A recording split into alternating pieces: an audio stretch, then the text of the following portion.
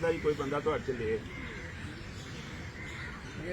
ਅਸੀਂ ਤੇ ਉਹ ਲੋग हाँ कि टिशू पेपर डब्बा और तीसरी चीज जी है जी जनाब जरा अजकल साफ फूड जिन्होंने कहते चुक के खा के इंज गड्डी च 7 दिन बाद वो नहीं जरासीम आते 7 दिन बाद उन्होंने अं टेस्ट किया जरासीम स्टैंड कर रहे हैं।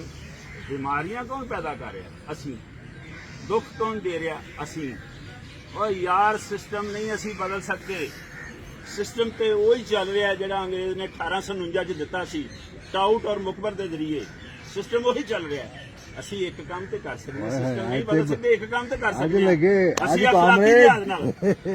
अखलाकी लिहाज नाल गुफ्तगू तो अपनी मना सकते, असी अपना लबो लहजा तो ठीक कर सकते, असी अपनी बॉडी लैंग्वेज अधीमापन तो लिया सकते कि नहीं।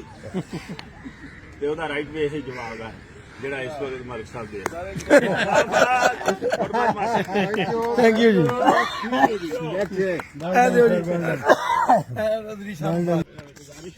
आज के लेक्चर को